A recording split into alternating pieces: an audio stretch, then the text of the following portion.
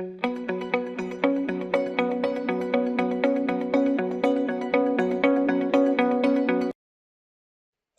الخير يا دكاترة، يا رب دايما تكونوا بخير إن شاء الله وبالتوفيق يا رب دايما وأبدا. إن شاء الله ده الفيديو اللي هيكون الأول بإذن الله في شرح سلسلة CNS مع بعض. أنا خالد موافي، ودي طبعا هتكون أول فيديو من فيديوهاتنا في شرح الكلينيكال. طبعا الكورس بتاعنا بتاع البلوك ده إن شاء الله هيكون شامل الترم كله، هيكون شامل الترم. احنا عندنا كام موديول؟ عندنا 3.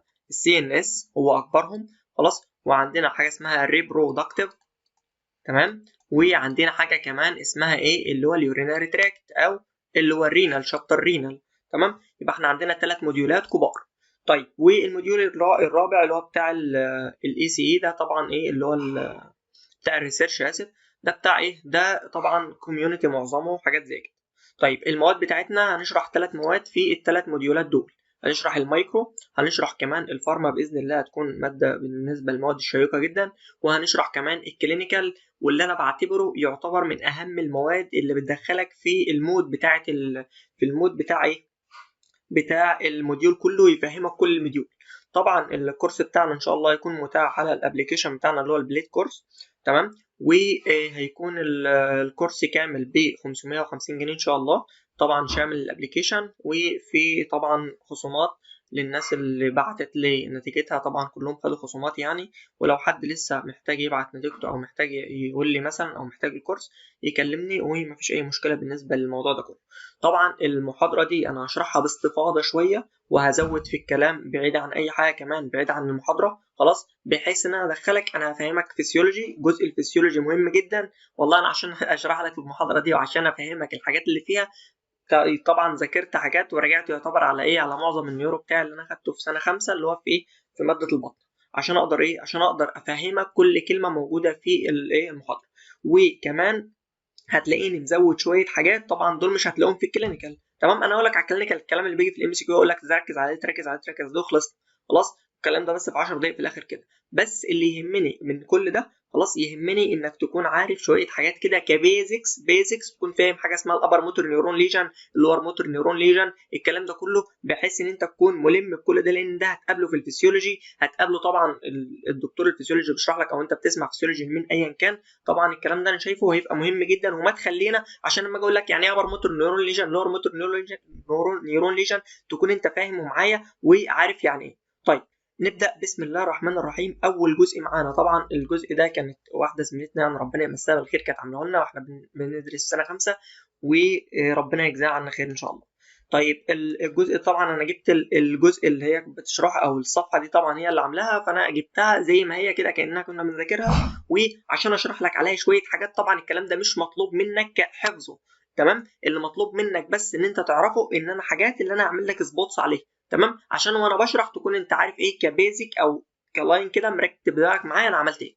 نبدا بسم الله الرحمن الرحيم شرح جزء السي ان اس بتاعنا. اول حاجه محتاجك تعرفها عن السي ان اس خلاص، او النيرفس سيستم عموما، هو عباره عن حاجتين، جزء اسمه سنترال نيرفس سيستم خلاص، والجزء الثاني اسمه البريفرال نيرفس سيستم خلاص، حتى بيسموهم في الطب كده السي ان اس والبي ان اس. السنترال نيرفس سيستم هو جزء اللي في النص، اللي في نص الدماغ، اللي هو البرين، المخ والسباينال كورد والحبل الشوكي. انما البريفرال نيرفس ما هو غير كده، يعني ما هو اعصاب غير دولت بنسميه بريفرال نيرفس سيستم. طيب تمام. اول حاجه انت محتاج، اول حاجه بنتكلم عنها حاجه اسمها الموتور سيستم. ايه الموتور سيستم ده؟ الموتور سيستم ان انا جبت جسمي عايز احرك عضله، عايز اعمل ايه، عايز انقل كوبايه الشاي ده من هنا لهنا. عشان احرك كوبايه الشاي من هنا لهنا بيجي اوردرز من المخ، بتطلع الاوردر منين؟ بيطلع الاوردر من المخ خلاص. طيب هنشرح بس شويه الحاجات دول ايه، يعني ايه اللي انت رسمه، ايه اللي مرسوم ده، ايه اللي مرسوم لغايه هنا ده خلاص. طيب اول حاجه يا سيدي دي الجزء ده فين؟ الجزء ده في المخ. الجزء ده فين؟ في المخ. طب المخ حته اسمها ايه؟ خلاص، حته اللي اسمها الفرونتال لوب. الفرونتال لوب ده جزء موجود في المخ، هتاخده في الفسيولوجي بالتفصيل، ما يهمنيش الاسماء. بعد كده ينزل على حاجه اسمها الانترنال كبسول، شويه راديشن كده، وشويه الراديشن دول ينزلوا على حته اسمها الانترنال كبسول. طب وبعدين يا عم الحاج، من الانترنال كبسول يمشي تراكت كامل اسمه ايه بقى؟ اسمه البيراميدال تراكت، وده انت هتاخده في الفسيولوجي بالتفصيل الممل خلاص. يبقى احنا عندنا التراكت ده اسمه البيراميدال تراكت. البيراميدال تراكت اليمين خلاص يعمل ديكاستيشن. يعني ايه ديكاستيشن؟ يعني يقزح، ينط على الناحيه الثانيه. يعني لو انا بحرك الناحيه الشمال انا هنط من على الناحيه اليمين، يبقى الاشاره هتيجي منين؟ من ناحيه اليمين. طب وبعدين يا عم الحاج يعمل ديكاستيشن منين؟ عند حته اسمها المظله اوبلونجاتا. المظله اوبلونجاتا دي حته فين؟ حته اسمها البرين ستيم. البرين ستيم ده ثلاث حاجات، الميد برين والبونز والمظله. يعمل الديكاستيشن منين؟ من تحت المظله. وبعدين يا عم الحاج يروح لمين؟ للسباينال كورد. يروح لمين؟ للسباينال كورد. حته اسمها ايه في السباينال كورد؟ حته اسمها الانتيريور هورن سيلز. حته اسمها ايه؟ الانتيريور هورن سيلز. وبعدين الانتيريور هورن سيلز تبعت شويه نيرفات، النيرفات اللي هو البريفرال نيرفز بتاعتك. البريفرال نيرفز تروح لمين؟ تروح للعضله. عشان تعمل ايه؟ عشان تعمل كونتراكشن. كونتراكشن ليه؟ عشان تنقل كوبايه الشاي من اليمين للشمال، او تنقل او تحرك ايدك من اليمين للشمال، او تعمل اي حركه. حلو الكلام؟ حلو الكلام. ده ايه؟ ده اسمه الموتور سيستم. يعني انا دلوقتي لو عايز احرك ايدي من ناحيه لناحيه الاشاره هتيجي كذا. خلاص؟ طيب انا عايزك تفهم انا بشرح لك كل ده ليه؟ عشان افرق لك من حته اسمها ابر موتور نيورون وحاجه اسمها لور موتور نيورون. طب يا دكتور الابر موتور نيورون لغايه فين؟ لغايه ما هو لغايه هنا ده كله ابر موتور نيورون. من عند الانتيريور هورن سيل لغايه العضله ده بنسميه لور موتور نيورون. يبقى احنا عندنا حاجتين، واحد اسمها ابر موتور نيورون ده اللي فوق، ولور موتور نيورون ده اللي تحت. عشان لما اقول لك في حاجه عندي اسمها ابر موتور نيورون ليجن تبقى انت عارف القطع ده جاي منين. المشكله جايه يا اما جايه من المخ، خلاص، يا اما جايه بالبيراميدال تريكت كله، يا اما جايه عند الديكاستيشن. طب لو المشكله في الانتيريور هورن سيلز يا دكتور، او في البريفرال نيرفس، او في العضله، او في اي حته من دولت، دي بنسميها لور موتور نيورون ليجن. حلو الكلام؟ حلو الكلام. يبقى الابر موتور نيورون بيعمل ايه؟ طب ايه الفرق بين الابر موتور نيورون يا دكتور واللور موتور نيورون؟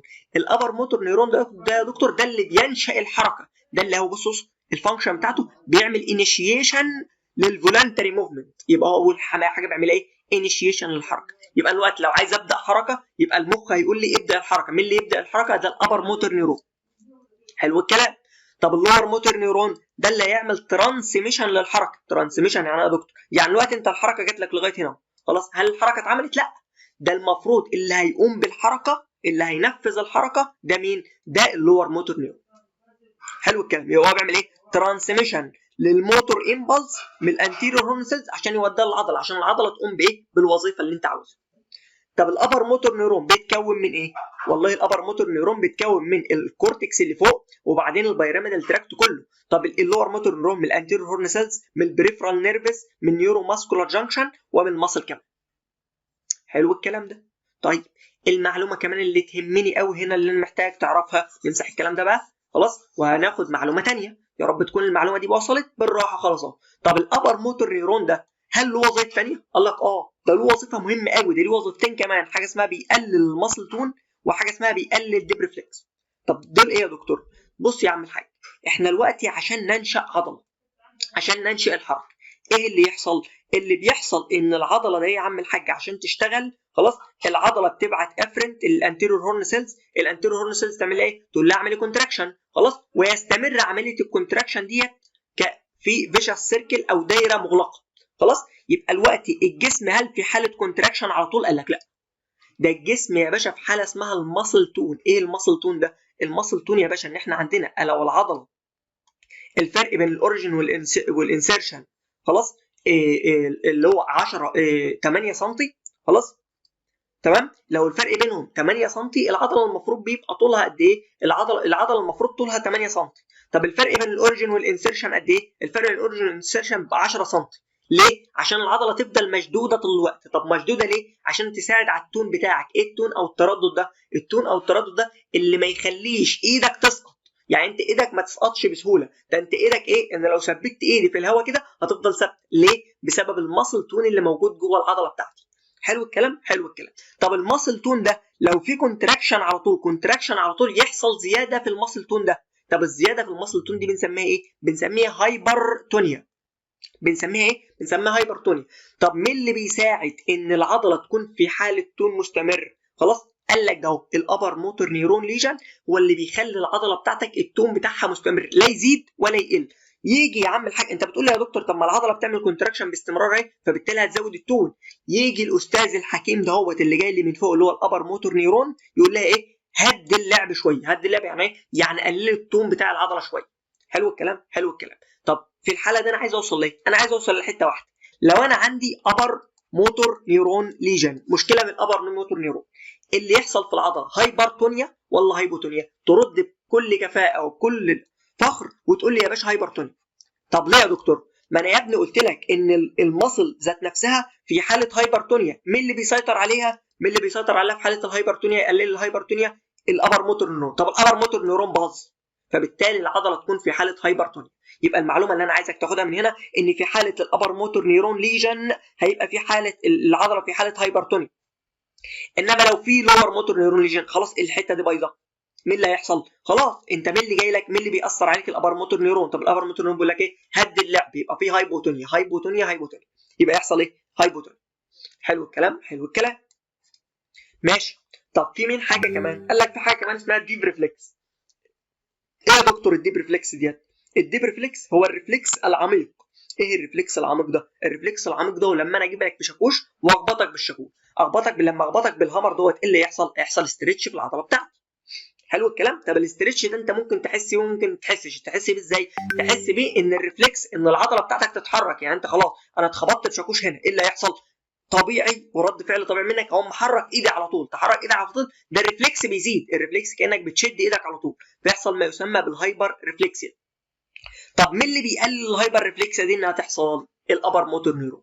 طب انت لو فقدت الابر موتور نيورون يحصل هايبر ريفلكسيا. ليه يا دكتور؟ لان هو اللي بيعمل لك هايبر ريفلكسيا، هو اللي بيسيطر على التون بتاعك او على الريفلكس بتاع جسمك ما يزيدش قوي. طب لو الابر موتور نيورون بايظ يحصل هايبر ريفلكسيا. طب اللور موتور نيورون لو بايظ يحصل هايبر ريفلكسيا، ايدك اساسا مش هتتحرك من مكانها.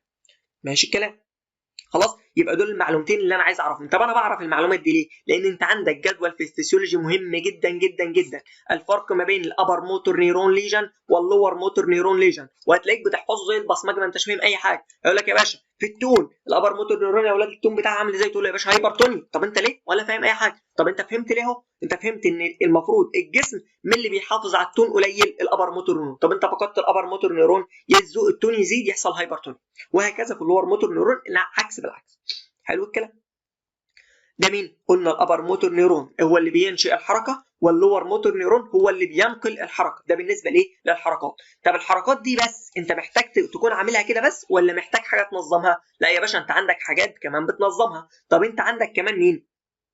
انت عندك حاجه اسمها الاكسترا بايراميدال تراكت، وعندك حاجه اسمها السيربيلم. ايه الاكسترا بايراميدال تراكت؟ قال لك شويه تراكتات نازلين من اهو برضه، خلاص، بس ما هو غير البيراميدال تراكت بنسميه اكسترا بيراميدال تراكت. تمام. وعندنا حته اسمها السيربيلم. ده مين؟ ده المخيخ اللي موجود في مخك. يعني عندنا السيربرال كورتكس وفي حتتين موجودين ورا كده اسمهم سيربيلم اللي هو المخيخ. طيب الاكسترا بيراميدال دي بننشا منين؟ من حته اسمها البيزال جانجلي، هتاخدها في الفسيولوجي بالتفصيل، ما يهمنيش الاسماء. طب المفروض الاكسترا بيراميدال ده هيروح فين برضه؟ الاكسترا بيراميدال نروح نفس الحته، يروح لمين؟ للانتيريور هورن سيلز. تمام. ليه؟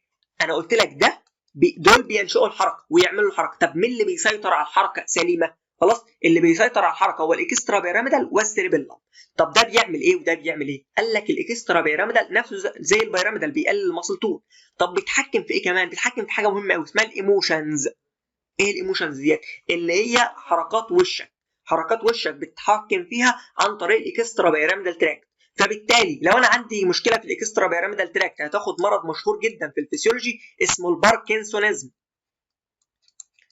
الباركنسونيزم. ايه الباركنسونيزم ده؟ الباركنسونيزم ده بيسموه الشلل الرعاش. تمام. طيب بيقول لك الشلل الرعاش دوت اهم صفه فيه واهم حاجه تعرفها كلينيكال ان انت بلوس اوف ايموشنز. يعني ايه؟ بيقول له عليه ماسك فيس، بيقول لك وشه ما بيضحكش. ليه؟ لان انت فقدت الاكسترا بيراميدال اللي هو مسؤول عن الايموشنز بتاعتك.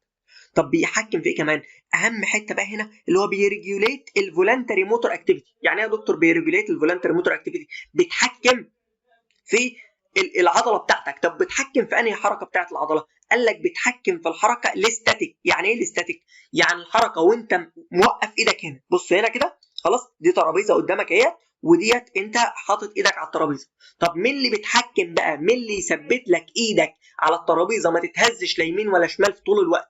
ده اللي مسؤول عنه الاكسترا بيراميدال تراك. اللي مسؤول عنه مين؟ الاكسترا بيراميدال تراك. طب انت لو عندك باركنسونيزم هتفقد الاكسترا بيراميدال تراكت ده او هتفقد الستاتيك موفمنت ده، فيبقى عندك ايه؟ يبقى عندك في ما يسمى بحاله اسمها تريمورز. ايه تريمورز دي يا دكتور؟ اللي هي رعشه، ايدك بترتعش بس في وضع الثبات. في وضع مين؟ الثبات. يبقى انت عندك حاجه اسمها ستاتيك تريمورز. حلو الكلام. يبقى احنا دلوقتي في وضع الحركه مين اللي مسؤول عندنا؟ الاكسترا بيراميدال تراكت. اما السيربيلم قال لك السيربيلم هو المسؤول عن الاكوليبريم. الاكوليبريم اللي هو مين؟ اللي هو التوازن، الاتزان بتاع حضرتك، ان انت تبقى ماشي لا تتهز لا يمين ولا شمال. مين اللي مسؤول عن الحركه ديت؟ عن حركه المشي دي، او عن الريجوليشن بتاع الفولانتري موتور اكتيفيتي في حاله الكاينيتيك في حاله الحركه السيربيلم. خلاص.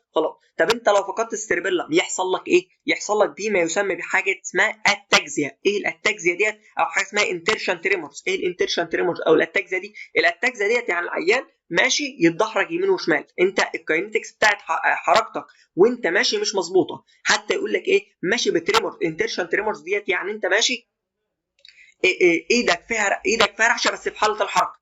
طب انت لما تثبتها يقول لك العيان دوت لو قعد ما تحسش في اي حاجه، طب لو مشى يبقى عنده ايه؟ التاكسي. ماشي. طيب اللي عنده اكسترا بيراميدال بيقول لك ما بتعرفوش الا لو قعد، لانه في حاله الثبات يبقى عنده ستاتيك تريمورز. طب هو ماشي الستاتيك تريمورز تروح. طب تعالوا اوريها لكم ايه في فيديو موجود عندنا هنا. ده فيديو اهوت لواحد عنده إيه اللي هو ايه ما بيسمى بالايه التريمورز عندنا. In the following video اهو شوف عندك هنا كده، شوف ايدك وايده هو في وضع الحركه، هو ايده في وضع الثبات، دي اسمها ستاتيك تريمورز. العيان ده باركنسونيزم تيبيكال. خلاص. طب شوف بقى لما بيحرك ايده، شوف لما هيرفع ايده من مكانه وهيبتدي يحرك ايده التريمورز هتقل. شوف هنا هو بيقرب لك منه خالص اهو. خلاص. في التريمورز في وضع الثبات بنسميها ستاتيك تريمورز. تمام. طيب التريمورز ده هتقل امتى؟ هتقل لما يحرك ايده. شوف مين اللي مسؤول عن الحركه دي بقى؟ ده اللي مسؤول عن الحركه في الحاله دي السيربيلم. خلاص. يبقى السيربيلم سليم. يبقى انا لو جيت اقيم الحاله ديت اقول لك لا ده المشكله هنا في الاكسترا بيراميدال تراكت. ليه يا دكتور؟ لان في حاله الثبات يا حبيب قلبي خلاص المشكله في حاله الثبات ستاتيك تريمورز، يبقى الاكسترا بيراميدال هو اللي فيه المشكله. شوف هنا لما يرجع تاني اهو، لما يرجع هيثبت ايده في مكانها. تمام. لما يثبت التريمورز هترجع تاني اهو. شوف التريمورز رجعت تاني في حاله ايه؟ في حاله الثبات. تمام. تمام.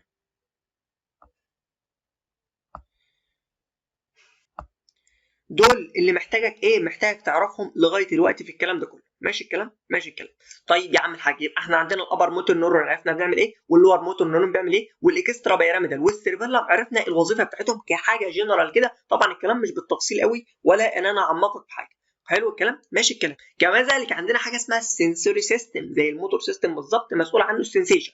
خلاص. لما انت تتخبط بحاجه او تتحس بحاجه بتحس الموضوع بيطلع فين؟ بيطلع برضه للسيريبرال كورتكس او للكورتكس اريا اسمها 312 هي اللي مسؤوله عن الموضوع. طيب تعال ناخد بقى الكلام اللي مكتوب عندنا. نبدا محاضرتنا يا سعاده الباشا. المحاضره بتاعتنا بعنوان ايه؟ المحاضره بتاعتنا بعنوان ايه؟ الكلينيكال سيمبتومز. خلاص. والانفستيجيشن اللي نعملها الواحد جاي لي بنيرفس سيستم ديس اوردر. النيرفس سيستم زي ما احنا قلنا هو عباره عن دي اكتر حاجه كومبليكيتد هتلاقيها في جسمك، اللي احنا اصلا مش عارفين عنه الا 5 ل 10% من المعلومات اللي موجوده فيه، والباقي احنا مش عارفينه اصلا. كومبلكس هيقول لك اسمه كومبلكس سوفيستيكيتد سيستم. خلاص. ريجوليت اند كوردينيت البادي اكتيفيتيز، مسؤول عن كل البادي اكتيفيتيز يا عم الحاج. هو كام واحد؟ هو اثنين. حاجه اسمها سنترال نيرفس سيستم وحاجه اسمها بريفرال نيرفس سيستم. السنترال نيرفس سيستم هو مين؟ هو البرين والسباينال كورد. انما البريفرال نيرفس سيستم هو اي حاجه غير دول. خلاص. كل الاذر نيورال اليمنت اللي هو الكرينيال نيرفس. خلاص. هتلاقي البرين دوت طالع منه 12 كرينيال نيرف. خلاص. هل دولت زي تبع السنترال؟ لا، دول تبع البريفرال. خلاص. هتلاقي في 31 نيرف طالعين من السباينال كورد. خلاص. دول اسمهم السباينال نيرف. هتلاقي شويه بليكسس، هتلاقي حاجه اسمها بريكيال بليكسس، هتلاقي حاجه اسمها السيرفايكال بليكسس وهكذا، والساكرال بليكسس وهكذا. هتلاقي شويه بريفرال نيرفز اللي بيوصلوا المعلومات لمين؟ للعضلات. خلاص. هتلاقي حاجه اسمها النيورو ماسكولار جانكشن اللي بتربط النيرف بالعضله عشان الحركه بتاعت العضله بتاعت ايه؟ تتحرك. ايه يا عم الحاج اسباب النيرفس سيستم ديس اوردرز؟ اي اسباب لاي ديس اوردرز عندنا احنا انتوا عارفين ان احنا مجمعينها في كلمه 60. ايه 60 دي يا دكتور؟ السي اللي هي كونجينيتال ديس اوردرز. خلاص. والتي اللي هي التروماتيك ديس اوردرز، والاي اللي هي الانفلاماتوري ديس اوردرز. خلاص. او الانفلاماتوري بقى والانفكشنز والكلام ده. خلاص. الان اللي هي نيوبلاستيك او امراض مين؟ امراض التيومرز. طيب اول حاجه الكونجينيتال. طب يا باشا ايه المشكله الكونجينيتال اللي مشهوره قوي في حالات الاطفال؟ حاجه اسمها الهيدروكيفالس. ايه الهيدروكيفالوس ده؟ العيان ده بيجي لك دماغه كبيره قوي. طب دماغه كبيره ليه يا دكتور؟ لان السي اس اف اللي موجود جوه دماغه ما بيتسربش ويروح لمين؟ ويروح للمسار بتاعه. طيب السي اس اف ده هيتجمع ليه؟ قال لك مشكلتين، قال لك يا اما زياده انتاجه يا اما قله ايه؟ قله استهلاكه او قله افرازه. يبقى احنا دلوقتي يا اما زياده الانتاج اللي هو بينتج بشكل كبير جدا فالسي اس اف ده كبير فنكبر المخ خلاص، يا اما المشكله في الابزوربشن بتاعه ما بيمتصش كويس، ما بيمتصش وما بيخرجش لانه له مسار كده بيمتص فيه عشان يروح لمين؟ السباينال كورد في السب اراكنويد سبيس ويروح لمين؟ للجسم. طب حلو. طب مشكله يا عم الحاج التروماتيك، انت اتخبطت تروماتيك برين انجري. العيانين اللي مطوروا طول النهار على الطرق دولت، اللي بيتخبطوا طول النهار على الطرق دول تروماتيك برين انجري. تمام. طيب في مشاكل جينيتك حاجه اسمها سباينال ماسكولار اتروفي. خلاص. طيب حلو كده اللي هو الاس ام اللي هو سباينال ماسكولار اتروفي. طيب في حاجات انفلاماتوري ان هو في انفلاميشن، هناخد الكلام ده بالتفصيل في المايكرو انفلاميشن زي اي حاجه سي ان اس فاسكولايتس مننجايتس مننجو انكفالايتس الكلام ده كله. خلاص. الانفكشنز برضه المننجو انكفالايتس يعني التهاب في المنجيس والبرين. خلاص. النيو بلاستيك اللي هو البرين تيومرز ودي مشهوره جدا وفي منها انواع كتير جدا. خلاص. في حاجات بقى فاسكولار. ايه الفاسكولار ده؟ الفاسكولار اللي انا عندي شريان فرقع يحصل لك ستروك فيما يسمى بالهيموراجيك ستروك. خلاص. او شريان جه فيه جلطه فيما يسمى بالثرومبوتيك ستروك فيؤدي الى جلطه يعني ايه؟ هقول لكم عليها بعد شويه. دي مايلينيتنج ديزيز ان النيرف اتشال من على المايلين شيز فيما يسمى بالمالتيبل سكلروزس او التصلب المتعدد. خلاص. ديجنريتيف يعني البرين بيحصل فيه اتروفي فيما يسمى بباركنسون ديزيز او الباركنسونيزم اللي احنا قلنا بيبقى فيه ستاتيك تريمورز. الميتابوليك خلاص اللي هو الهيباتيك انكفالوباثي. ميتابوليك يعني ايه يا عم الحاج؟ ميتابوليك او في مشكله في الميتابوليزم ان الليفر بتاعنا هو المسؤول عن بيحصل فيه ميتابوليزم للان اتش 3 فالان اتش 3 تتجمع فتروح لمين؟ تروح للبرين فيما يسمى بالهيباتيك كوما. خلاص. او الهيباتيك انكفالوباثي بسبب ان الليفر بايظ. خلاص. وفي حاجه اسمها الديكي ايه وفي حاجه اسمها الهايبوجلايسيميك كوما. الكلام كتير كومات كتير كده. طيب ايه يا عم الحاج السيمتومز بقى من اول هنا لغايه الكلام اللي فاضي ده؟ اول صفحه دي كلام فاضي ما يجيش في الامتحان اساسا. من اول هنا تبدا تركز معايا بقى ايه السيمتومز بتاع النيرفس سيستم ديس اوردرز. طيب النيورولوجيكال سيمتومز يا عم الحاج سبيسيفيك فانكشن اند اناتوميكال سايت بتعتمد على ايه؟ على الفانكشن بتاعته، وظيفه كل حاجه بتعمل ايه. زي ما احنا قلنا الموتور سيستم هو المسؤول عن الحركه، السنسيشن او السنسوري سيستم، وهناخد كمان الاوتونوميك، وهتلاقي المنتال والكوجنيتيف والاذر كورتيكال، وهتلاقي لانجوج وسبيتش، وهناخد كل المشاكل اللي بتحصل في كل دول بالتفصيل الممل. طب تعال نبدا واحده واحده فيهم. اول حاجه يا باشا الموتور سيستم يا عم الحاج احنا قلنا ايه؟ انا شرحت لك الموتور سيستم بالتفصيل وقسمت لك الموتور سيستم لابر موتور نيرون ولور موتور نيرون. اللور موتور نيرون بيبدا منين؟ من عند الانتيريور هورن سيلز لغايه ما توصل لمين؟ للعضله بتاعتك. They are symptoms that result from dysfunction في الموتور باسوي. الموتور باسوي اللي بادئ منين؟ بادئ من فوق سواء كان البيراميدال تراكت او اخواته. طب بتشمل مين؟ بص يا عم الحاج، ما هو لو الموتور سيستم او البيراميدال تراكت ده اتاثر هيحصل لك حاجه من 4 حاجات. طب ايه اللي هيتاثر عليك؟ اول حاجه المنه اللي هتاثر اصلا، ما هو اللي هيتاثر يا باشا المسلز. ما هو المسلز دي مش هي اللي بيوصل لها الحركه، فمين اللي هتاثر في الاخر؟ اكيد المسل. طب المسل دي يحصل فيها حاجه من 5 حاجات. اول حاجه ويكنس، ضعف. ويكنس يعني ايه؟ ضعف. طب تاني حاجه يحصل abnormal muscle state. هنعرف يعني ايه حاجه اسمها muscle state. يعني ايه muscle state؟ يعني البلك بتاع العضله. هل البلك بتاع العضله ده زاد نسميه هايبرتروفي ولا قل نسميه اتروفي؟ طب في حاجه اسمها الماسل تون، قلت لك اتكلمت لك عليه ان العضله تلاقيه دايما في حاله ستريتش. طب التون ده ممكن يزيد نسميه هايبرتونيا او ممكن يقل نسميه هايبوتونيا. طب في حاجه اسمها ابنورمال موفمنت، الحركه بتاعتها خلاص ممكن تزيد حركتها نسميها هايبركاينيزيا، ممكن تقل الحركه بتاعتها نسميها براديكاينيزيا. في حاجه اسمها التاكزيا، بس ده لو ما اثرتش على الموتور بقى، ده انت لو وصلت على مين؟ على السيريبيلم يحصل ما يسمى بالاتاكزيا.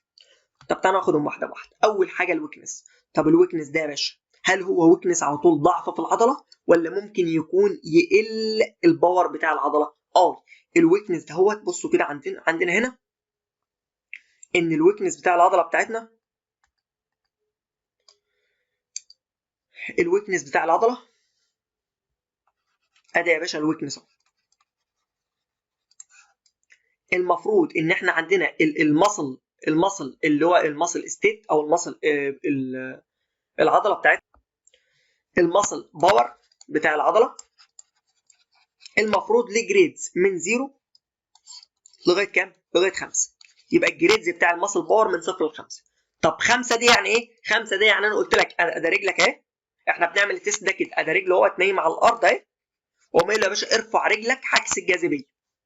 حلو الكلام؟ حلو الكلام. طيب لو رفع رجله عكس الجاذبيه عادي يبقى ياخد 5 من 5، يبقى دي فول ماسل باور، والماسل باور بتاعه زي الفل وانت نورمال زي حالتك كده، ارفع ايدك كده يبقى ده الماسل باور بتاعك ياخد 5. طب حلو الكلام. طيب الماسل باور بتاعك لو ما بتقدرش تحركها من مكانها وهي ثابته مكانها خالص دي نسميه 0، يبقى ده انت في حاله ايه؟ العضله في حاله شلل، نسميه باراليسيس. يبقى الباراليسيس ايه؟ انت مش قادر كومبليت لوس للماسل باور، يبقى بنسميه باراليسيس. طب في حاجه، طب من 1 ل 4 قال لك من 1 ل 4 بنسميه هيمي باراليسيس، او مش هيمي باراليسيس بقى، بنسميه اي حاجه قبل الباراليسيس بنسميه باريسيس. باريسيس يعني ايه؟ يعني يقل او نقص او ويكنس في الماسل باور. يبقى ويكنس في الماسل باور تتمثل بكام جريد؟ ب4 جريدز من 1 ل 4. طب 0 يبقى في باراليسيس، طب 5 يبقى انت نورمال. ارسم لي الدياجرام ده عندك وما تذاكرش الجملتين دول خالص اللي موجودين. حلو الكلام؟ حلو الكلام. تعالى يا باشا الموجودين عندك، ادي فين اللي موجود عندك اهو. قال لك يا باشا ايه؟ يقل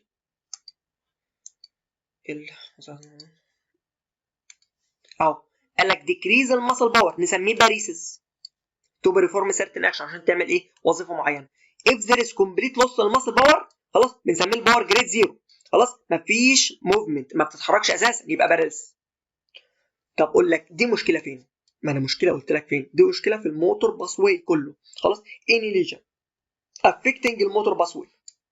منين بقى؟ من الاوريجين از ذا برين، يبقى الابر موتور نيرون ليجن، خلاص. او ممكن تكون مشكله في النيرف روتس او في البليكسس او في البريفرال نيرفز او في اللور موتور نيرون، يبقى هي ممكن تكون مشكله على مستوى الابر موتور نيرون ليجن. ما انت لو فاكر الصفحه بتاعتنا، لو فاكر اللي كان مكتوب هنا اهو يا باشا، قلت لك لو في مشكله هنا هنا هنا هنا هنا هنا كل ده يحصل لك ايه؟ ويكنس في العضله. العضله مش في الاخر كده الاند ريزلت بتاعي العضله مش هتشتغل، صح؟ يبقى العضله في الاخر مش هتشتغل، يبقى في ويكنس. الويكنس ده لو المشكله كبيره قوي يبقى باراليسيس، طب لو المشكله قليله يبقى باريسيس.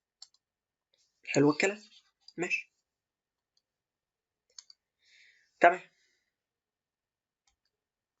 طيب ماشي يا عم ماشي، يبقى دي المشكله. اهم حاجه تعرف الكوز، ابر موتور نيرون لور موتور نيرون، خلصنا. انت في الفهم عرفتها. طيب ده ويكنس. طب الكلاسيفيكيشن اقسمها ازاي يا دكتور؟ والله يا حبيب قلبي انت هتقسمها ازاي؟ مش هتقسمها. انت بص، انت عندك 4 رسومات اهم، دول ايه يا عم الحاج؟ بص يا دكتور، المشكله يا حبيب قلبي لو عندك في الابر موتور نيرون، ابر موتور نيرون ليجن، تعمل لك ايه؟ قال لك الابر موتور نيرون ليجن ممكن يعمل لك هيميبليجيا، ممكن يعمل لك كوادريبليجيا. هيميبليجيا يعني ايه؟ يعني بص انا مش حاسس لا بايدي يا دكتور ولا برجلي. طب ده ايه؟ بقول لك ده بنسميه عندنا العيان اللي داخل لك كده. بص العيان ده هيجي لك من فوق كده، ممكن يجي لك ايه؟ قال لك ممكن يجي لك هتلاقي وشه جاي على جنب، خلاص بيسموها جلطه. طب انت هتعرف منين دي يا دكتور اذا كانت جلطه ولا مشكله في وشه، الفيشيال نيرف في مشكله او العصب السابع في مشكله؟ اساله على ايدك ورجلك. هل يا دكتور، هل يا باشا انت حاسس بتنميل في ايدك ورجلك؟ طب ايدك ورجلك انت بتعرف تحركهم؟ طب ما بتعرفش تحركهم؟ طب حاسس فيهم بوجع؟ طب حاسس فيهم بويكنس، بضعف؟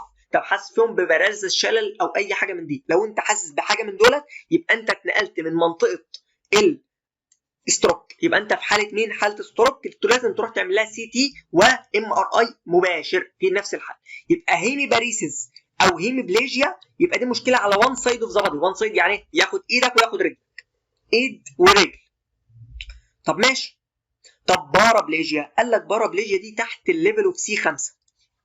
هناخدها فين؟ في الفسيولوجي بالتفصيل، خلاص. تحت الليفل اوف سي 5 قال لك ما تضربش الجزء اللي فوق، امال تضرب مين يا دكتور؟ قال لك تضرب الرجلين، خلاص. طب دي مشكله فين؟ دي بتبقى غالبا ممكن تكون الاشهر اللي يعمل لك الموضوع ده لور موتور نيرون ليجن. الابر موتور نيرون هيعملها، خلاص، بس تحت ليفل اوف سي 5، او الاشهر لور موتور نيرون ليجن. يبقى البارابليجيا يعني مشكله فين؟ في الاثنين، بوث لور ليمب. انت مطلوب منك ايه؟ انت مطلوب منك تعرف هيميبليجيا يعني ايه؟ مشكله في وان سايد. البارابليجيا يعني ايه؟ يعني مشكله في ايه؟ في الطرفين اللي تحت. طب مونوبليجيا، مونو يعني احادي، بليجيا يعني شلل، يبقى شلل في وان لمب، سواء كان واحد ابر لمب او واحد لور لمب. خلاص، على حسب الليفل اللي بتضرب عنه. طب المونوبليجيا دي مشهوره؟ لا. الاشهر بقى الكوادريبليجيا، يبقى اهم اشهر حاجه الهيميبليجيا والبارابليجيا. طب الكوادري والمونو لا، قليلين قوي. الكوادريبليجيا ديت يعني انت قصرت الكوادري يعني 4، يبقى انت خدت الفور ليمبس، الاثنين اللي فوق والاثنين اللي تحت. حلو الكلام. يبقى دي يا باشا دي الباترن بتاع الديستريبيوشن بتاع الويكنس، ممكن يكون هيميبليجيا، بارابليجيا، ومونوبليجيا، وكوادريبليجيا. احنا كده خلصنا مين؟ خلصنا الويكنس، خلصنا المسل باور. يبقى احنا اول حاجه في المسل باور يا باشا كده كده هيحصل لك ويكنس، سواء انت ابر موتور نيرون او لور موتور نيرون ليك. عشان كده على فكره انت هتاخد الجدول الفرق ما بين الابر موتور نيرون واللور موتور نيرون، يقول لك وين ويكنس وين ويكنس. ماشي ماشي. تاني حاجه المسل ستيت. يعني ايه مسل ستيت يا دكتور؟ مسل ستيت يعني حاله العضله. العضله ديت كبيره، كبرت، ولا العضله دي خست؟ اقول لك اه ده انت عضلتك خست، نسميها اتروفي. اتروفي ده السينر اهي. شوف السينر ماسلز ديت حلوه جميله كبيره مقطقطه مبططه، انما دي شوف دي مبططه خالص، مبططه. يبقى دي بنسميها ايه؟ الكبيره قوي ديت دي ممكن تكون نورمال، وممكن تكون ايه؟ ممكن تكون هايبرتروفي. طب هنا بص بص العضله دي حلوه اهي، انما العضله دي كبيره قوي، كبيره كبيره كبيره، يبقى دي تسميها هايبرتروفي. يبقى انت المشكله في الماسل بالك او الماسل ستيت، ممكن تزيد تبقى هايبرتروفي، او ممكن تخس تبقى مين؟ تبقى اتروفي. طب دي مشكله فين؟ في السينر ايمينس. طب السينر دي مين اللي كان بيغذيها؟ اللي بيغذيها الميديان نيرف. طب المشكله في الميديان نيرف دي بنسميها ايه؟ بنسميها كاربال تانل سندروم. يبقى دي لو الصوره دي جات لك في الامتحان اتروفي ده، يبقى دي مش ممكن يقول لك المشكله فين، تقول له كاربال تانل سندروم. طب الكاربال تانل سندروم مشكله فين؟ في الميديان نيرف. ليه يا دكتور؟ لان الميديان نيرف يا حبيب قلبي كان بيغذي الثلاث صوابع ونص دول، الايد بكل ده بالسينر ايمينس دي. خلاص. طب دي لور موتور نيرون ولا ابر موتور نيرون؟ ده يا باشا اللور موتور نيرون قدامك، ده المصل فيها ضعف، هايبرتروفي، اتروفي اسف. تمام. حلو الكلام. لان ده على مستوى العضله، لان الميديان نيرف هو البريفرال نيرف اللي اتضرب. مش احنا قلنا من عند الانتير هورن سيلز او بريفرال نيرف او عضله، كل دول بنسموهم لور موتور نيرون. يا باشا يبقى ده لور موتور نيرون. ماشي. شفت بقى الكلمتين اللي احنا قلناهم في الاول سهلوا الدنيا الى حد ما ازاي؟ طيب ثالث حاجه الماسل تون. قلنا العضله في حاله تون مستمر. خلاص. طب مين اللي بيقلل لك، مين اللي بيساعد ان التون ده ما يحصلش هايبرتونيا؟ قلت لك الابر موتور نيرون. طب انت لو فقدت الابر موتور نيرون يحصل لك هايبرتونيا. طب لو فقدت اللور موتور نيرون يحصل لك فيما يسمى بالهايبوتونيا. ماشي.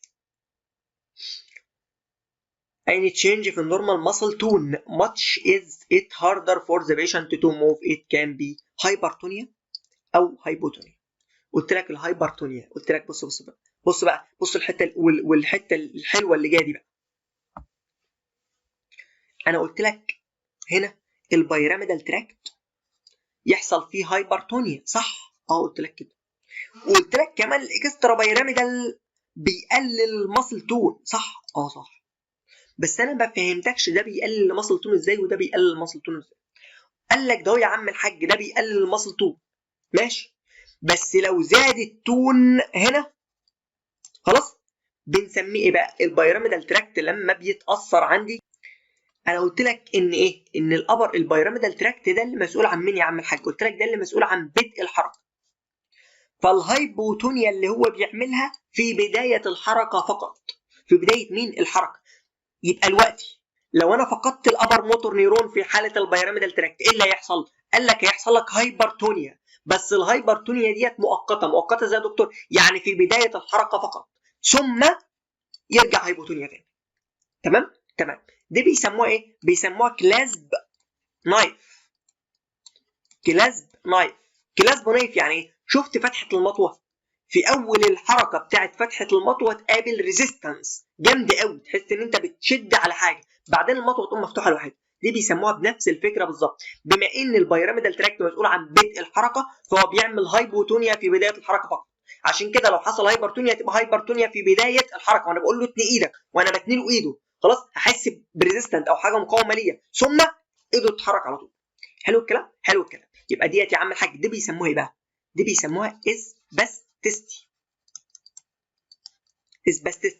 يبقى الاسباستيستي دي يعني ايه يا دكتور؟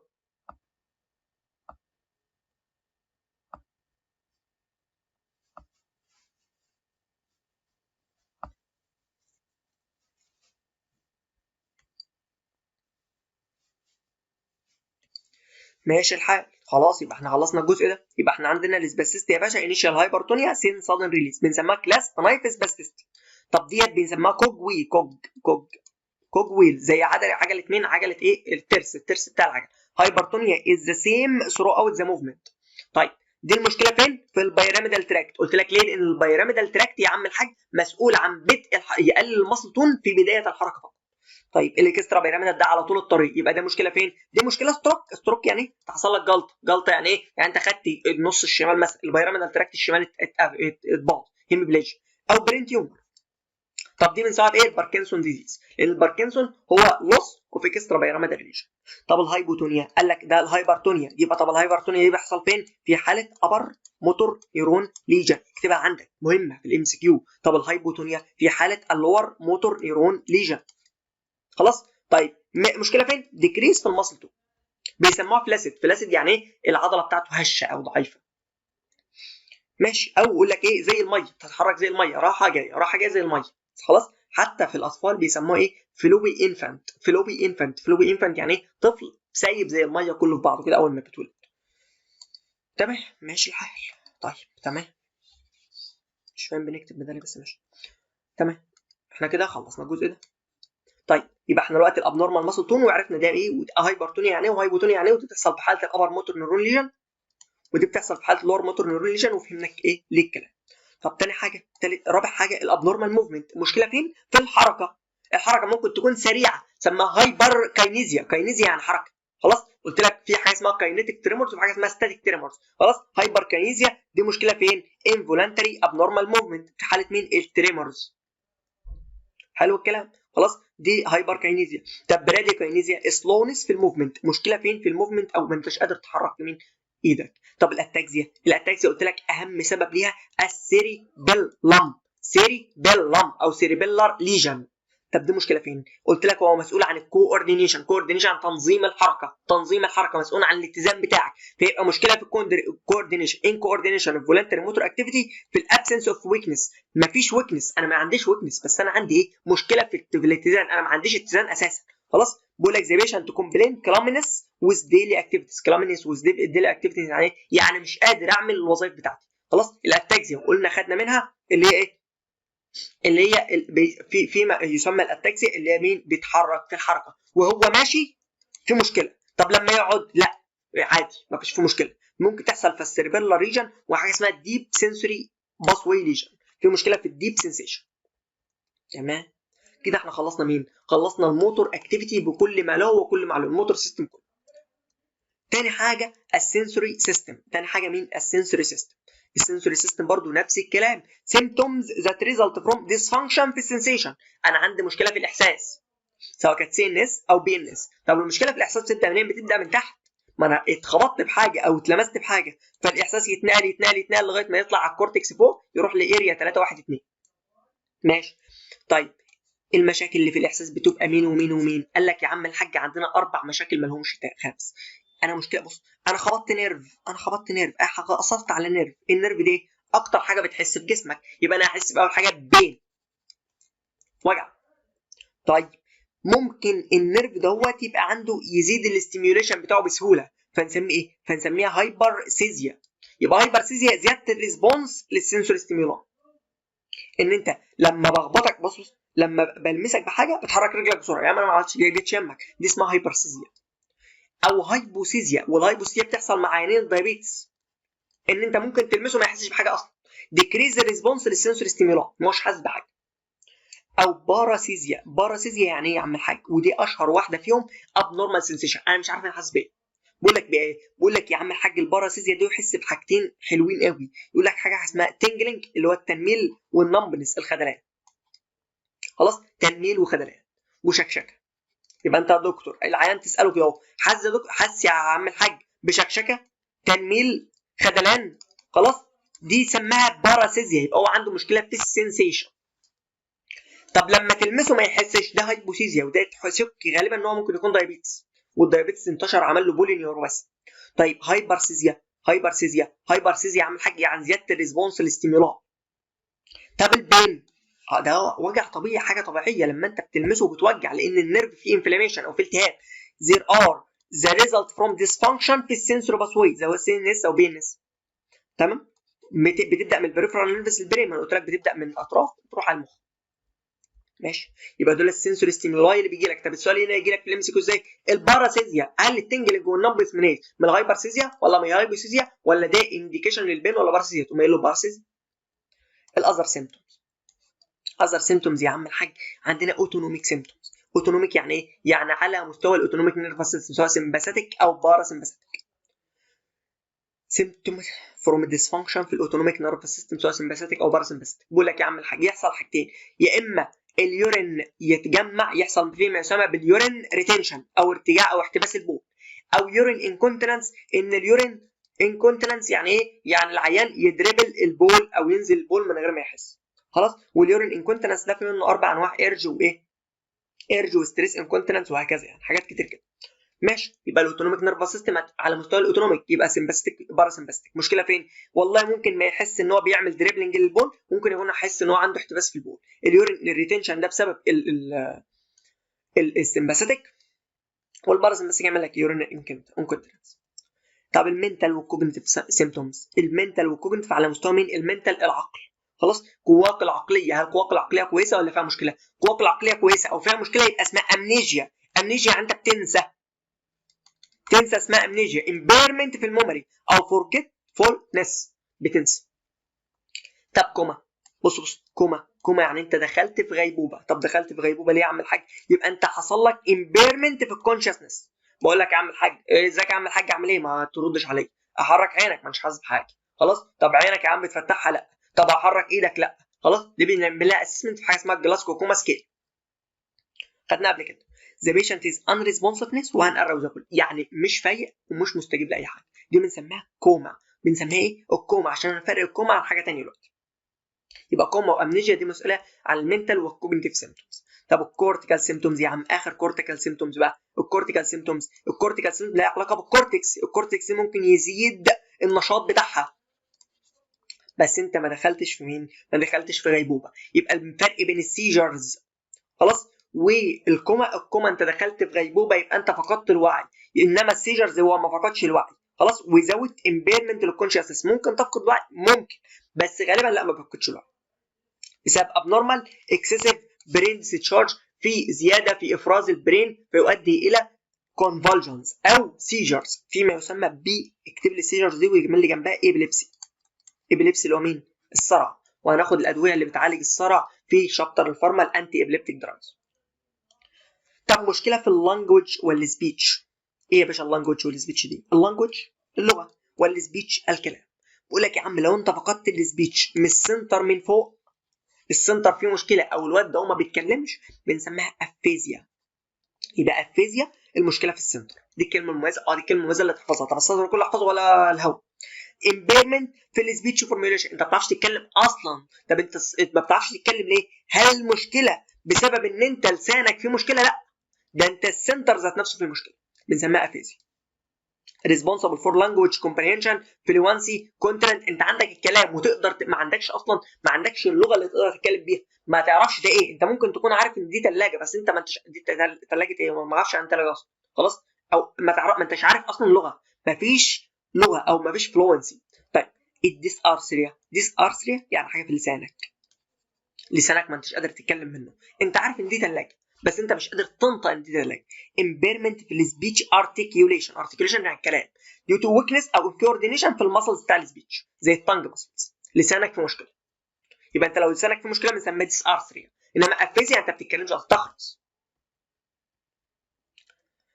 سابع حاجه الكرينيال نيرف ديسفانكشن. كرينيال نيرف يعني ايه؟ المشكله في ال 12 كرينيال نيرفز. طب تعالى نعرف ناخد معلومه على الكرينيال نيرفز، والله ما هتاخدها في اي حته. طب حلو، ممكن المعلومه ديت ما تكونش انت اصلا مش هتاخدها في الفسيولوجي اساسا، مش هتقابلها الا في البطنه بعدين بقى وانت بتاخد بطنه ان شاء الله.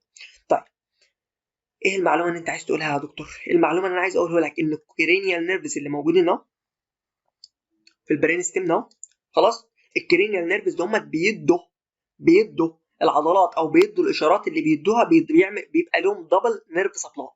دبل ايه؟ نيرف سبلاي. حلو الكلام. يبقى كل يا عم الحاج كل الكرينيال نيرفز بيبقى لها دبل نيرف سبلاي. يبقى انا الوقت عشان افقد الوظيفه عشان افقد وظيفه اي كرينيال نيرف لازم اضرب الكرينيال نيرف على الناحيتين عشان يتاثر.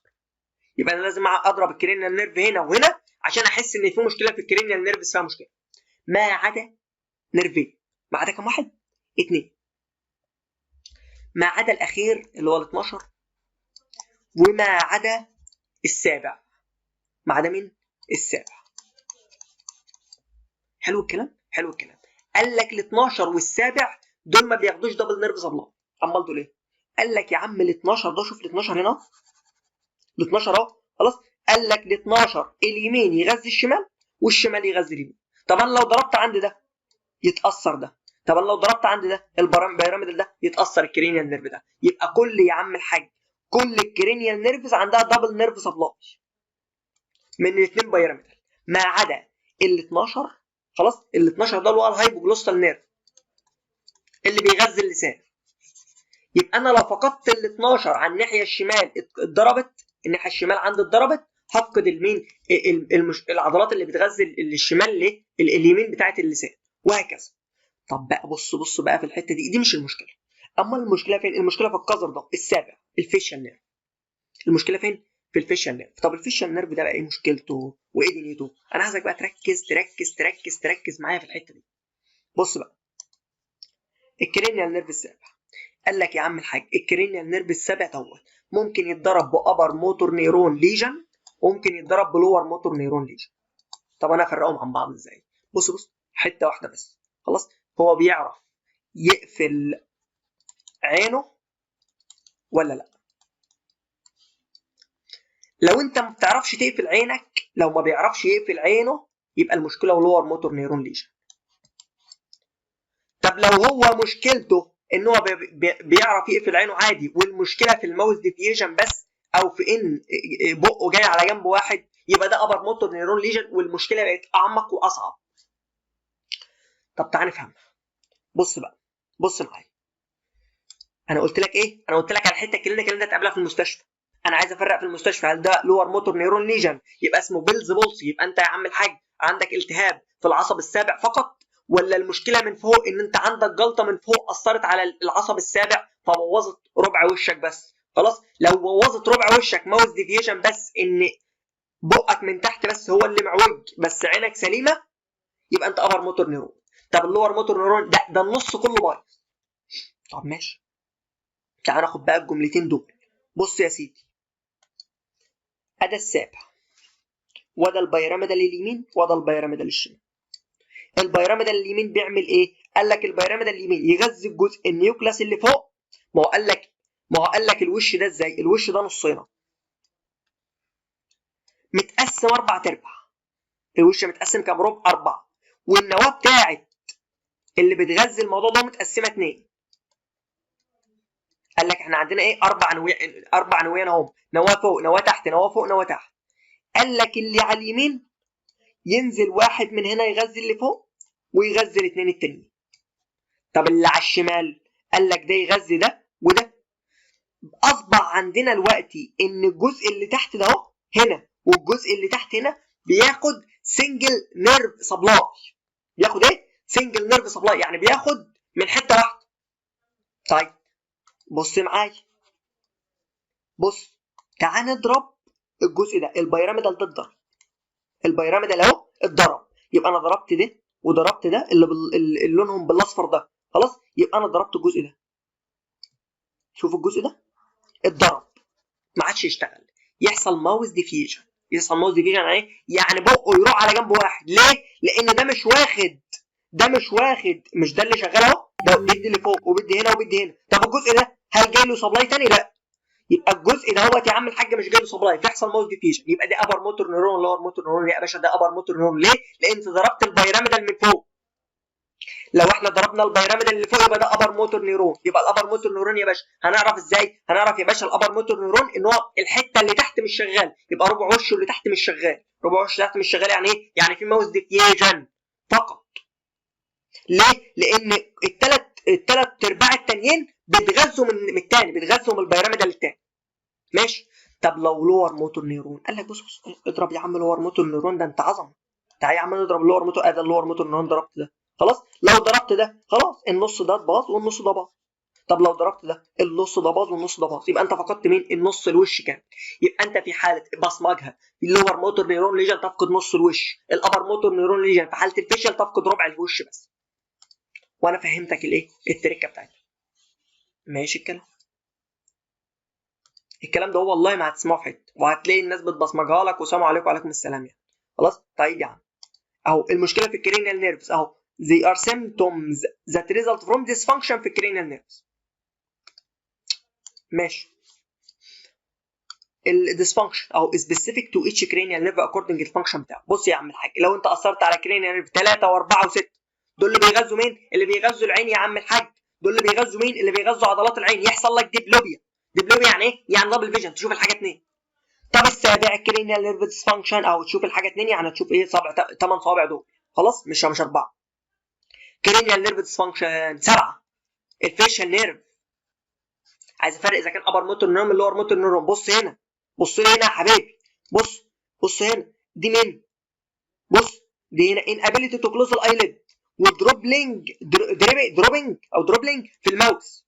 خلاص الماوس نازل ساقط على حته والعين ما فيش مش قادره تقفل عينها. يبقى دي مشكله فين؟ ده مشكله وانت في بص وانت رافع ايدك كده تقول له لور موتور نيرون ليجن ده فيشيال بولسي. دي يا باشا انت اتعرضت لشويه برد اثروا على التهاب في العصب السابع من تحت، ما ياثرش ما يعملش اي حاجه. بعد اسبوعين 3 هتبقى كويس. هتاخد شويه كورتيزونات على شويه كورتيزونات شويه حاجات بتزود المناعه هتبقى زي الفل.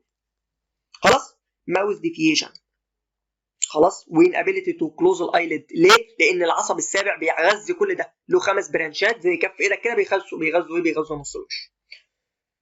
طب ابر موتور نيرون ليجن هتلاقي الحته اللي هي بس اللي بايظه. دي مشكله، ده تشك في الترك على طول. ماشي الكلام. يبقى ايه؟ يبقى النواه فيها مشكله. طيب احنا طولنا في شويه دول. تامن حاجه زياده الانتراكرينيال بريشر. ايه الانتراكرينيال بريشر ده؟ الضغط داخل المخ يزيد لو حصل اي مشكله في البرين تزود لك الانتراكرينيال بريشر. اشهرهم التيومرز وتروما. اتخبطت حصل لك هيموريدج حصل لك نزيف زود لك الانتراكرينيال بريشر طبعا اهو. يبقى ريزلت فروم زياده السي اس اف بريشر. ما هو السي اس اف بريشر ده اللي بيزيد بسبب ايه؟ بسبب ان انت اتخبطت، بسبب ان في برين تيومرز فيها حاجه مأثره. خلاص بقول لك السيمبتومز 4 بي. 4 حاجات في حرف البي ما تنساهمش. مين هم اللي بحرف البي؟ اكتبهم لي يا عم عندكم. اول حاجه بريزيستنت هيدك. العيان اللي بيجي لك في حادثه تقوم قايل له يا دكتور، تقوم قايل له يا باشا انت حاسس بصداع او لا. خلاص تاني حاجه رجعت بروجكتايل فوميتنج. لو رجع يبقى في زياده انتراكرينيال بريشر فتشك في هيموريج. بروجكتايل فوميتنج تاني بي ايه؟ بروجكتايل فوميتنج. يعني ايه بروجكتايل فوميتنج؟ خدناها قبل كده يعني بيرجع من غير نزيه، ما بتبقاش بتاع بترجع لقدام. خلاص تاني حاجه. تالت حاجه يا باشا بليرنج اوف فيجن. ايه بليرد اوف فيجن ديت؟ بليرنج اوف فيجن يعني مشكله في الرؤيه. رابع حاجه بابيليديما. البليرنج اوف فيجن بسبب حاجه اسمها بابيليديما يعني ميه على العين. حلو الكلام. يبقى 4 حاجات بحرف البي ما تسمعهمش. دي نتيجه زياده الانتراكرينيال بريشر. اشهر سبب برين تيومرز لو راجل كبير يعني. طب لو راجل صغير تلاقيه جايب تروما بقى ولا انسيات انتراكرينيال بريشر بسبب هيموريدج ولا حاجه. حلو الكلام. مش اخر حاجه بقى تاسع حاجه مشكله في المننجيال اريتيشن. ده بسبب ايه؟ بسبب ان المننجيز فيها التهاب مننجايتس او مننجو انكفالايتس انفلاميشن في المننجيز. هناخدها فين؟ في المايكرو بالتفصيل. طب ناخد عنها هنت صغيره. هنتايه صغيره ناخد عندها هنتايه. السيمتومز عباره عن ايه؟ نفس الكلام هيدك. بس الاشهر من الهيدك هنا ان هو مش قادر يحرك رقبته في نك ستيفنس نتيجه التهاب المننجيز. نيك ستيفنس دي اشهر عرض يجي لك. فوتوفوبيا يعني يشوف ايه؟ بيشوف عنده مشكله في الرؤيه. دي بسبب سي ان اس انفكشن مننجو انكفالايتس او مننجايتس. كده احنا خلصنا نص المحاضره عباره عن ايه هي السيمتومز اللي انت بتشوفها كراجل بتاع نيورولوجي. تمام. طب نص المحاضره الباقي كلام مرسل بقى. هنقول شويه كلام. بص كلام مرسل. السلام عليكم وعليكم السلام. انت عندك كذا تعمل كذا، عندك كذا تعمل كذا وخلص. ايه هي الانفستيجيشنز فور نيورولوجيكال ديس اوردرز؟ ايه هي يا عم الحاج الفحوصات اللي انا اعملها العيان جاي لي الطوارئ خلاص، وعنده مثلا مخبوط في دماغه او عنده اي مشكله في الاعصاب، رسم عصب مش عارف ايه، هناخد الكلام ده كله. بيقول لك جود نيورولوجيكال هيستوري تيكينج ان اكزامينيشن، تاخد هيستوري كويس وبعدين تفحصه فحص كويس عشان تحدد المشكله فين، تو لوكلايزنج السايت اوف ذا ليجن. guide us to choose appropriate A investigation. A good neurological history examination suggests a possible underlying etiology عشان تفهم السبب، عشان تعرف تحدد مين الانفستيجيشن انت هتعملها. طب ايه الانفستيجيشن احنا هنعملها؟ والله احنا عندنا 2 انفستيجيشن، يا اما نشوف مشكله في الاستراكشر، يعني مشكله في الاستراكشر، يعني مثلا عندك يا عم الحاج عندك ايه؟ عندك عندك نزيف، عندك والله يا عم الحاج تيومر، عندك مش عارف ايه، مشكله في الاستراكشرز نفسه، يا اما مشكله في الفانكشن في الوظيفه. خلاص، المشكله في الاستراكشر بنشوفها بالراديولوجي بالاشعه. طب احنا عندنا كم نوع من الاشعه؟ 2، هم 2 ما لهمش تالت. طب حلو، الاولانيه السي تي الاشعه المقطعيه، الثانيه هي الام ار اي او الاشعه الرنين المغناطيسي. طب دي بتشوف ايه ودي بتشوف ايه؟ السي تي مهمه جدا جدا جدا في حالات الطوارئ الحوادث. اي حد جاي لك في حادثه وانت شاكك ان عنده هيموريدج، احسن حاجه تبين لك الهيموريدج سي تي. طب الام ار اي، لا ده واحد كبير جاي لك يا عم الحاج انت شاكك بقى في ستروك، شاكك في اي حاجه من ديت، خلاص، شاكك في التيومر، اشهر حاجات احسن حاجه تبين لك التيومر هي الام ار اي. ليه؟ لان الام ار اي قلنا قبل كده بنشوف السوفت تيشو. حلو الكلام. طيب الالكترو دايجنوستيك، يعني ايه الكترو دايجنوستيك تيست؟ يعني احنا بنشوف درجه الكهرباء اللي ماشيه في الكهرباء ديت كويسه ولا لا. خلاص، بنشوف سرعه الكهرباء دي كويسه ولا لا، بنشوف الفانكشن، بنشوف الوظيفه. بنشوفها ازاي؟ لو انا عايز اصور المخ اعمل حاجه اسمها اي جي، زي الاي سي جي كده، عارف الاي سي جي اللي بيصور كهرباء القلب؟ لا ده بيصور كهرباء المخ بقى، اي جي الكترو انكيفالوجرافي. طيب ان سي اس اللي هو رسم العصب، نيرف كوندكشن ستادي، او رسم العضله الكترو مايوجرافي. حلو الكلام، حلو الكلام. اخر حاجه بنعمل حاجه اسمها لمبر بانكشر. لمبر بانكشر دي في حالات مين؟ سباينر تاب، بنخش من السباين، من السباينال كورد، وناخد عينه من السي اس اف. ليه؟ عشان اشوف هل في زياده في الانتراكرينيال بريشر ولا لا. ماشي. اول حاجه عندي راديولوجيكال انفستيجيشن او نيورو ايمجينج، ان انت بتصور مين؟ بتصور المخ. السي تي it has widespread availability و rapid scan times. خلاص، طيب يا عم done with او without، ممكن اعملها بصبغه او من غير صبغه. طيب دي مين؟ دي السي تي. السي تي بتشوف مين؟ اكتب لي عليها يا عم الحاج، بتشوف هيموريدج كويس جدا. حلو الكلام، حلو الكلام. بصوا دي هيموريدج جايه حلوه خالص. طب دي مين؟ في حاجه اسمها سي تي انجيو. ايه السي تي انجيو ديت؟ السي تي انجيو يا عم الحاج بديك صبغه تمر في السيريبرال ارتريز. ايه السيريبرال ارتريز دولت؟ هتاخدهم في التفصيل في الاناتومي، هيقول لك في حاجه اسمها اي سي اي والام سي اي والبي اس بي سي اي، الانتيرو سيريبرال ارتري والميدل سيريبرال ارتري والبوستيريو سيريبرال ارتري. خلاص، الايميجنج السيريبرال ارتريز كان بي اوردر ديترماين الفيزل ابنورماليتي. الجلطه موجوده فين في الاولى؟ الجلطه موجوده فين؟ هل في جلطه ولا في رابشر ولا في ايه بالظبط؟ دي اسمها سي تي انجيو. حلو، يبقى السي تي انجيو بتصور من البلاد فيزلز اللي موجوده في المخ. حلو. في حاجه اسمها ام ار انجيو برضه. تمام. طيب الام ار اي ده مور اكيوريت ذان السي تي but is not readily available، مش available في كل الاماكن. خلاص. the acute evaluation of the patient at most centers for acute evaluation of the patient. دي بتبقى مين؟ بص احنا بنعملها في حاله التيومرز اكتر. it can be with or without contrast. برضه في حاجه اسمها ام ار اي دي او ام ار في. ام ار اي تصور بنشوف على الارتريز. طب الام ار في بتشوف مين؟ تشوف الفينز. can be ordered to detect الارتريز and the veins abnormality. ماشي. الام ار احسن لانها بتبين اكتر. شوف ديت من اللي فاتت بتبين اكتر. حلو، بس طبعا غاليه، اغلى يعني من السي تي، فالسي تي احنا بنعملها خلاص. تاني حاجه الالكترو دايجنوستيك تيست. ايه الالكترو دايجنوستيك؟ ان احنا بنشوف يا عم الحاج اللي هو رسم العصب او رسم المخ. الرسم المخ ده اللي هو الالكترو انكيفالوجرافي. انت بتعمل ايه؟ بتريكورد الالكتريكال اكتيفيتي بتاع البرين، بتسجل، بتحط يا عم الحاج شويه الكترودز على البرين عشان تشوف كهربه المخ دي كويسه ولا فيها مشكله. تحطهم على السكان. It is easy to perform when inexpensive. تبدا تعملها في حالات مين؟ اي جي. تعملها في حالات الصرع، واحد عنده صرع هتشوف كهربه المخ بتاعته عاليه ولا لا، يبقى انت بإبليبسي. سليب ديس اوردر. سليب ديس اوردر واحد بينام كتير عنده المخ مش شغال اصلا، يبقى انت في حالات الهايبر والهايبو.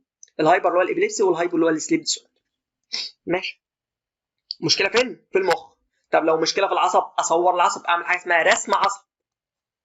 طب رسم العصب دي فكرته في ايه؟ ان انا بشوف الفيلوسيتي بتاعتي، هل السرعه بتاعتي كويسه ولا لا؟ انا بعمل ايه؟ بقيس المسافه، وبقيس المسافه ديت وصلت لها في زمن قد ايه، واقسم المسافه على الزمن، اجيب مين؟ اجيب السرعه زي ما احنا خدنا في الفيزياء. ما علينا يعني، الناس اللي ما بتحبش الفيزياء بس مش مهم.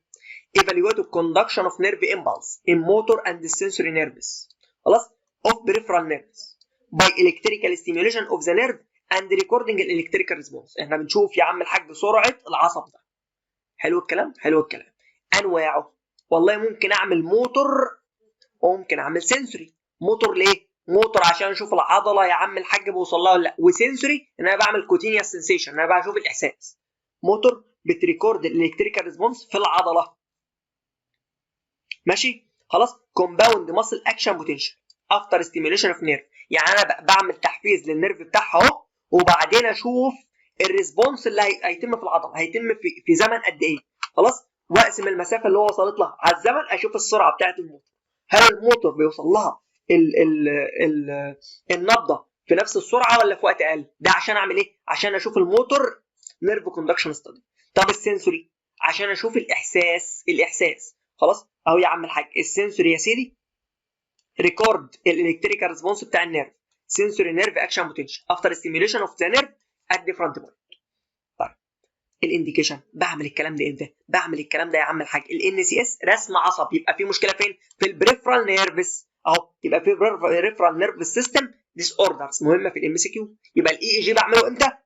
في مشكله في البرين. طب الان سي اس في حاله مشكله في الاعصاب الطرفيه. خلاص. مشكله في الاعصاب الطرفيه ممكن تكون بريفرال نيوروباثي او راديكولوباثي. ايه الفرق بين البريفرال نيوروباثي والراديكولوباثي؟ البريفرال نيوروباثي اللي هو مشكله في الاعصاب، يعني العصب الطرفي هو اللي فيه مشكله. انما الراديكولوباثي المشكله في الروت اللي مطلع العصب ده. ما هو العصب ده طالع من روت، طالع من جذر كده. المشكله في الجذر ولا المشكله في البريفرال نيرف ذات نفسه؟ لو المشكله في البريفرال نيرف بنسميها بريفرال نيوروباثي، انما لو المشكله في الروت بنسميها راديكولوباثي. طب في الروت ده بيبقى امتى؟ بسبب ايه؟ بسبب اللي هو اللي بنسميه انزلاق الغضروف. انزلاق غضروف اللي سواء فوق او تحت. فوق يا عم الحاج يبقى مشكله فين؟ بيبقى مشكله حاجه ضغط على البريكيال بليكسس، ان الغضروف ده ضغط على البريكيال بليكسس بتاعتك، او على اللي هي البليكسس اللي موجوده فين؟ في الدراع. خلاص. فيعمل لك ايه؟ راديكولوباثي. هيأثر على مين؟ هيأثر على نهايه العضله، صح؟ فبنسمي دي راديكولوباثي. فاعمل ايه؟ فاعمل نيرف كوندكشن فيلوسيتي على العضله من تحت، واعمل نيرف كوندكشن على مين؟ على فوق. لو انا يا عم الحاج لقيت المشكله من تحت بس، يبقى دي مين؟ بريفرال نيوروباثي. طب لو المشكله تحت وفوق، يبقى دي راديكولوباثي جايه من نيرف روت. حلو الكلام. يبقى يا عم الحاج الموتور نيرف، النيرف كوندكشن ستادي بيفرق لي ما بين البولي نيوروباثي والراديكولوباثي. ثالث حاجه الالكترومايوجرافي. ايه الالكترومايوجرافي ده؟ الالكترومايوجرافي بصور او بعمل رسم للعضله عشان اشوف في حاله من المايوباثي، هل في ضعف في العضله دي ولا العضله سليمه. ريكورد الالكتريكال اكتيفيتي جوه المصل، يبقى الموتور يونت اكشن بوتنشال ديورنج الريست، واثناء مين؟ واثناء لما بعمل لها انسرتنج نيدل الكترود اندو ات، لما بعمل لها ستيميوليشن. خلاص. افرق بين مين عشان افرق يا عم الحاج هل ده نيوروباثي المشكله في النيرف ولا المشكله في العضله. خلاص. ديفرنشيت بين المايوباثيك اند النيوروجينيك، مشكله ديزيز اوف ذا ماسل اند ديزيز اوف نيرفز. as each of them has specific pattern of ايه؟ of MUAB اللي هو الموتور يونت اكشن ايه؟ بوتنشال. ماشي الكلام. يبقى المشكله بتاعت النيرف، بص انت ما تحفظ اسمها الكترومايو، مايو يعني عضله، يبقى دي بيشوف المايوباثي. طب دي اسمه نيرف كوندكشن فيلوسيتي ان سي اس، يبقى ده بنشوف ايه؟ النيرفات اللي هي البريفرال ولا السنتر؟ لا ده البريفرال، لان السنتر بيشوف حاجه اسمها الاي اي جي. خلصنا 3 كلمات اهو. اخر حاجه معانا حاجه اسمها اللمبر بانكتشر. اللمبر ايه؟ بانكتشر. الصوره دي ممكن تجي لك في الامتحان بتاع العملي يقول لك دي ايه؟ تقول له يا باشا دي لمبر بانكتشر. بياخد لمبر بانكتشر. احنا عندنا السباينال كورد بينتهي فين؟ بينتهي عند اللور سيجمنت بتاع ال1. طب انا المشكله في ايه؟ المشكله ان احنا عندنا السي اس اف ده بينزل من المخ، بينزل في السباينال كورد وبيفضل ماشي ماشي ماشي اهو. عشان انا اجيب يا عم الحاج السباين، عشان اشوف يا عم الحاج بيمشي في حته اسمها السب اراكنويد سبيس. هتاخده في الاناتوم بالتفصيل سب اراكنويد سبيس ده. طب انا عايز اخد لمبر بانكشر، عايز اخد يا عم الحاج عينه من السي اس اف ده او من السي اللي موجود في المخ ده. امشي اروح فين؟ بص هدخل ما بين ال3 وال4، ودي مش مشهوره. الاشهر ال4 وال5. بدخل ما بين الفقره الرابعه والخامسه او الفقره الثالثه والرابعه. طب ما ادخلش فوق ليه؟ ما هو قلت لك ال1 دي عندها سباينال كورد، لو دخلت فوق هتجرح السباينال كورد وتدخله في شلل مدى الحياه. فانت ايه؟ خليك حلو كده وخليك يدخل بين 3 و4 او 4 و5. ليه؟ عشان اشوف السي اس اف. طيب يا عم اللمبر بانكتشر ديت يقول لك في الامتحان دي دايجنوستيك بنشخص بيها ولا دايجنوستيك وثيرابيوتيك؟ تقول له الاثنين، دايجنوستيك وثيرابيوتيك، واقول لك ازاي دلوقتي. يبقى الوقت يا عم الحاج ميجرنج السي اس اف بريشر اند اكزامينيشن اوف ذا سي اس اف، يعني انت بتشوف الضغط جوه الايه؟ السي اس اف. طب انت لو لقيت الضغط عالي تقوم ساحب منه شويه كمان، فلما تسحب منه شويه كمان تقلل ضغط المخ، فانت كده بقيت ايه؟ بقيت ثيرابيوتيك. يبقى هو بيشخص بيقول لك ان السي اس اف ده هل هو تربد، هل هو كلير، الكلام ده كله خلاص. ويقول لك كمان لو في زياده في الضغط داخل المخ انتراكرينيال بريشر ممكن تسحب شويه من السي اس اف ده تقلل ضغط المخ شويه. يبقى ده هو diagnostic وثيرابيوتيك important diagnostic tool for a variety of neurological condition. التكنيك بتخش بسباينال ليدل، بتخش يا عم الحاج. طب انت بتخش كده؟ لا، بتخش بجايدد الترا ساوند، الترا ساوند عشان تشوف، مش بالحب هي يعني. في ناس دكاتره متخصصين بتعد الفقرات، بس طبعا مش ايه، مش accurate قوي. inserted في اللمبر intervertebral space to reach subarachnoid space which contains CSF خلاص which can then flow through a needle and then can be collected. حلو الكلام. الانديكيشن بعملها امتى؟ لو انا عندي اي التهاب في الموضوع. ما هو يا عم الحاج افرق مثلا اذا كان ده التهاب فيرال او بكتيريا، لو الكلام ده هناخده في حالات المنجيتس في المايكرو ان شاء الله. دي مايلدينج ديزيز، انت عندك مالتيبل سكلروز ولا لا؟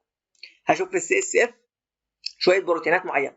طيب ثالث حاجه ان هو ايديوباثيك انتراكرينيال هايبرتنشن، انت عندك زياده في الانتراكرينيال هايبرتنشن او في الضغط داخل المخ خلاص اهو. هشوف زياده في السي اس اف بريشر ان which has diagnostic and therapeutic role. هخش يا عم الحاج اخد العينه ديت واشوف زي عنده زياده ولا لا، وممكن ايه اسحب شويه كمان من السي اس اف في ايه؟ في قلل الانتراكرينيال ايه؟ تنشن. تمام كده احنا خلصنا المحاضره بتاعتنا. محاضره تقيله بس فيها كلام مهم جدا جدا جدا، ما ينفعش ايه يخيب عنك ان شاء الله. A patient is presented to you complaining of weakness taking shown distribution. ده واخد ده يبقى دي هيمبليج. طيب ماشي. طب لو واخده الجزء اللي تحت ده بارابليجيا. طب لو واخده كله كوادربليجيا. طب لو واخده واحد بس يبقى مين؟ مونوبليجيا. A patient is presented to your complaining forgetfulness، بينسى، amnesia. Which of the following investigation can be helpful with a patient with epilepsy؟ عنده epilepsy صرع، يعني مشكله في البرين. مشكله في البرين اعمل له ايه؟ رسم مخ على البرين EEG. على فكره ممكن يجي لك EEG تحتها ECG، فانت ما تتلخبطش، خلي بالك بس من الحروف اللي مكتوبه EEG الكترو انكفالوجرافي. كده احنا خلصنا المحاضره الاولى بتاعتنا. طبعا الورق بتاعنا كله، ورقنا كله نزل لغايه الوقت الحمد لله. نزلنا الفارما كامله في السي ان اس، ونزلنا كمان السي ان اس بتاع البطنه كمان، تمام. ونزلنا المحاضرتين بتوع الريبرودكتيف بتوع الجاينا والاوبس. انا عايز اتخصص بقى يعني نساء وتوليد، فسيبوا لي الطلعه دي انا هقوم بيها يعني، تمام. والدكتور حتى اللي ما شرحوش انا هقوله لكم ان شاء الله بالتفصيل وفيديوهات، وهروق عليكم يعني في الموضوع، تمام. والفارما هنكمل ان شاء الله باقي الورق باذن الله في مكتبه المعارف وفقط، ما تسمعوش اي حد تاني بياخد الورق ويصوره في مكاتب تانيه، تمام. والورق بتاعنا حصري فقط في مكتبه المعارف وما عندناش اي فروع تانيه، تمام. وبالتوفيق يا دكاتره ان شاء الله. وطبعا لسه حجز الكورس متاح طبعا بالخصومات اللي احنا قلناها، وتحت اي امركم في اي حاجه. واسف على التاخير، ان شاء الله ده هيبقى اخر تاخير معانا، وان شاء الله هنزل لكم جزء يعني تعويضا عن الكلام ده، هنزل لكم جزء من جاينا على القناه، الجزء الصعب اللي فيها ان شاء الله. بالتوفيق باذن الله، ونتقابل في فيديوهات تانيه. سلام عليكم.